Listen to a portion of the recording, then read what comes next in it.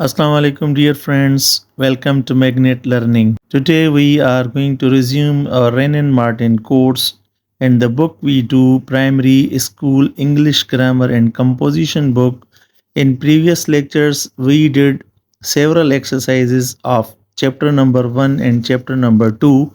So we are going to resume chapter number 2 today and we have exercise number 5 and 6. So let's continue our today's topic kinds of noun. We have to pick out kinds of noun that we have studied in the previous class. So let's begin the work.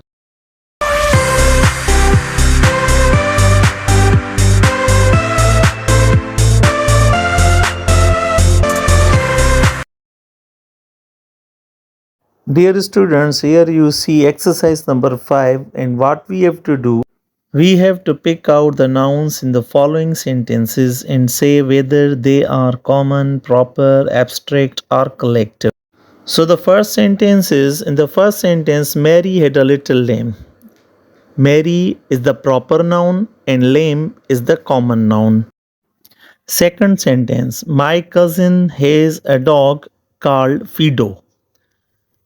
Cousin is the common noun, a dog is a common noun, and Fido is the name of the dog, so it is a proper noun. Third sentence, a cold wind blew last night. Wind is the common noun, and night is also a common noun. Fourth sentence, the girl has a sweet voice. Here, girl is the common noun and voice is also a common noun. The fifth sentence is, the people who live in Holland are called the Dutch. People is a collective noun. Holland is the name of country, so it is a proper noun, and Dutch is the proper noun. Number 6. There was a large crowd in the street. In this sentence, crowd is the collective noun and street is the common noun. Sentence number 7. The child has got a cold. Child is a common noun and cold is also a common noun. The sentence number 8 is, the elephant has great strength. Elephant is a common noun and strength is an abstract noun. Sentence number 9. Are you speaking the truth? Truth is the only noun in this sentence and it is an abstract noun. Sentence number 10. Columbus discovered America. Columbus is a proper noun and America is also a proper noun. Sentence number 11. Karachi is a big city. Karachi is a proper noun and city is a common noun. Sentence number 12. Solomon was famous for his wisdom. Solomon is the proper noun. Wisdom is an abstract noun. Sentence number 13. He treats his children with great kindness. Here, children is a common noun. Kindness is an abstract noun. The sentence number 14. Lahore has many fine buildings. Lahore is a proper noun. Buildings is a common noun. Sentence number 15. Babur was a great king. Babur is a proper noun. King is a common noun. Sentence number 16. The wind and the sun had a quarrel. Wind is a common noun. Sun is a common noun. And quarrel is an abstract noun.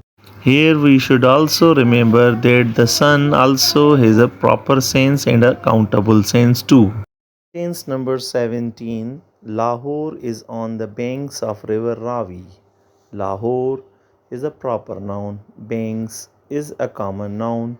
River Ravi is a proper noun. 18th sentence. The girl showed great courage. Girl is a common noun. Courage is an abstract noun. Sentence number 19. Ali gave his sister a great fright. Ali is a proper noun. Sister is a common noun. And fright is an abstract noun. Sentence number 20. Our class consists of 20 pupils. Class is a collective noun. It is also common noun, and pupils is a common noun. Sentence number 21. Without health, there is no happiness. Health is an abstract noun, and happiness is also an abstract noun. Sentence number 22. Our team is better than theirs. Team is an only noun in this sentence, so it is a collective noun.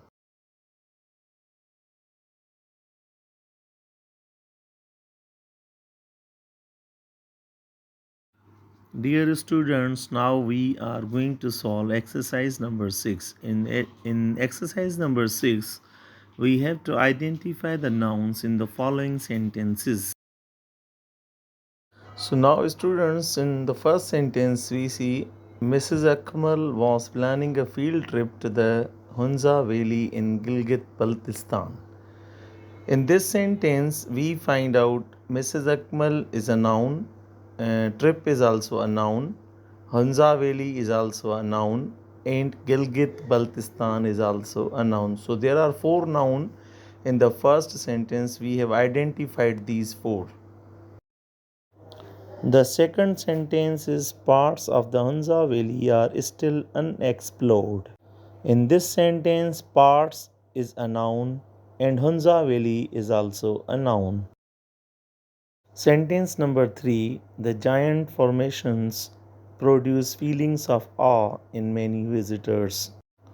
Formations is a noun, feelings is also a noun, and visitors is also a noun in the third sentence. Sentence number 4. She captured her interest by describing cave dwelling animals and fish. In this sentence, we find interest is a noun, animals is also a noun, and fish is also a noun. Sentence number 5. Blind fish live in dark areas such as caves and underground streams.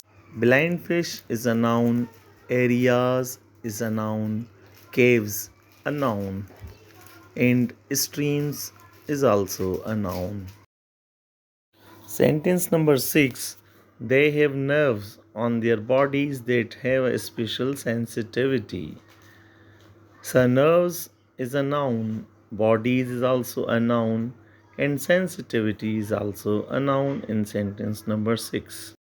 Sentence number 7. When tiny animals such as amphipods move, the blind fish sense the movement.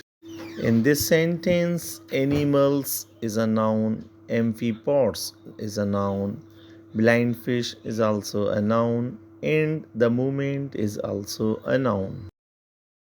Sentence number 8. In this way, the fish can find and eat smaller animals without using sight. Way is a noun, fish is a noun, animals is a noun, and sight is also a noun. Sentence number 9. A blind fish may eat its own offspring if it senses their movement. Blind fish is a noun, offspring is a noun, and movement is also a noun. Sentence number 10. These young fish stop moving when they feel something swimming nearby. In this sentence, fish and something are nouns. Sentence number 11. Mammoth Cave is part of the longest known cave system in the world. In this sentence, Mammoth Cave is a noun, part is a noun, cave is also a noun, and world is also a noun. Sentence number 12. Can you find your way through this thick grove of trees? In this sentence, we find way is a noun, grove is a noun, and trees is also a noun.